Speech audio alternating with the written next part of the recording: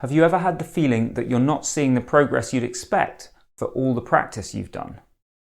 I find that musicians often get so caught up in some of the little details that they miss some important big picture aspects that will really help move them forward. In this video, I'll give you 3 tips for planning your practice so that your hard work turns into progress in the real world. And the first tip is that you want to be really clear about what success actually looks like. So you're not just thinking about what to practice, but you're making sure that you're actually going to stick with it and follow through to the point where you've really got results. Now, thinking about success might also help you going too far the other way when you just keep on working on something after actually it might be time to move on to something else. But I find for most people it's that they fail to go far enough.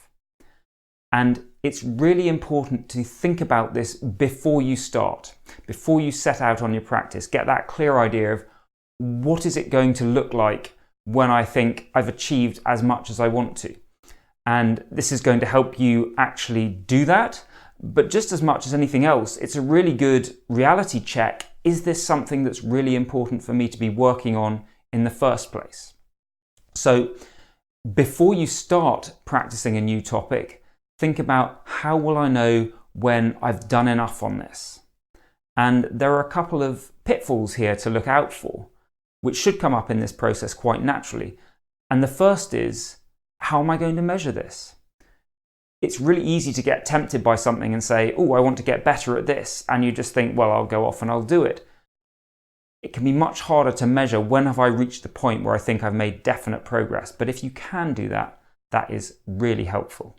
And the other big challenge you're going to face here is, are you willing to resist the temptation to move on to other topics before you have reached that measure of success? Because almost invariably, that means sticking with something over a pretty long period of time. Even when you might feel, actually, I've done quite a lot on this, I've got somewhere. But it's that motivation to say, actually, I know I'm going to get even greater benefit from just getting this thing really solid rather than constantly dashing on to other topics. That can be fantastically helpful. And again, having a measurable goal that you're going towards for that is going to really help when that temptation, oh, I could just work on this, I could just move on to that. When that kicks in, knowing either that's fine, I've already reached my goal, or no, I said I'd get to this point and I haven't got there yet. That can be fantastic for keeping your resolve firm. And the second tip is that you want to make sure you spend a good amount of time practicing how you're going to perform. I see so many musicians who do a lot of really diligent practice, but in very unrealistic conditions. And this is great in a lot of ways, because when you make the conditions as perfect as possible, that does allow you to advance your skills quicker. But the problem comes that if you're then going on and performing in very different conditions, and pretty much inevitably we are, you really shouldn't be surprised if things don't go as well if you've never practiced in that sort of setup.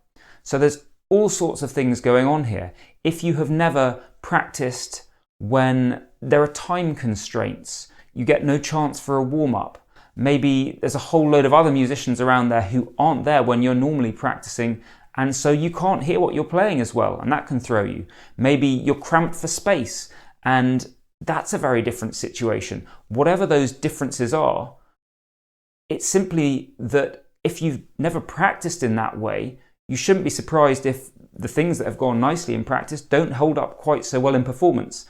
And of course, another one that comes in there a lot is just the pressure of being in that live situation.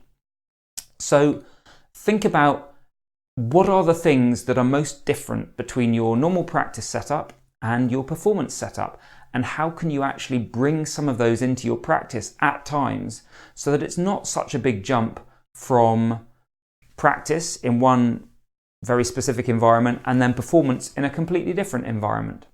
That's really going to help you bridge that gap and have skills that are much more stable and durable in that less than perfect environment.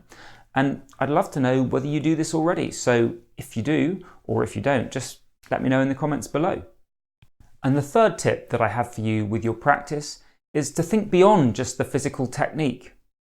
If you think back to your good performances and your bad ones and look at what are the things that seem to help you play well or hold you back from it or come in and make you play badly, if you're honest, I think when you review this sort of thing, you'll see that a lot of them actually don't really have that much to do with the physical technique.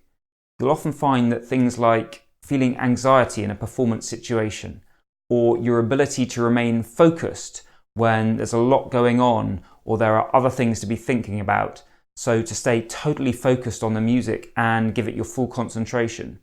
And those sorts of things, there are many more of them, those things often have just as big an impact on how well you play as the technical ability and the work you've done in the practice room.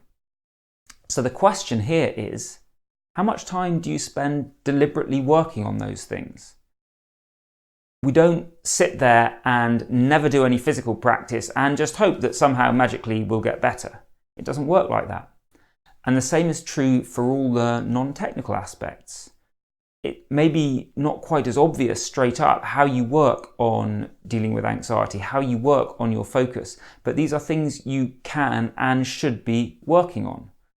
So you can create exercises for yourself. You can put yourself in pressure situations a little bit more often. If anxiety is a thing for you, you can bring some of that into your practice. So I just want you to think about, am I doing this at the moment? And if not, are these actually really important things for me? Are they perhaps things that I should be prioritizing on a higher level? Now, you'll find some tips on how to work on several of these different aspects in the various YouTube videos on the channel, so go and check them out. But if you want an in-depth look into it and a complete system for how to work on these things, then you can check out my course, Unlock Your Performance, which goes really seriously into all this stuff. So I'll put a link in the description below. Now, another way to make faster progress is to improve the quality of your practice. So why not check out my video on that next? And if you want the special practice and performance tips that I only share with subscribers, then head on over to playinthezone.com and sign up for the emails. They're free. I've been Mark Morley-Fletcher. Thanks so much for watching. Please click below to subscribe if you haven't done so already. And while you're down there, why not hit the share button to pass this on to other musicians? Take care, and I'll see you in the next one.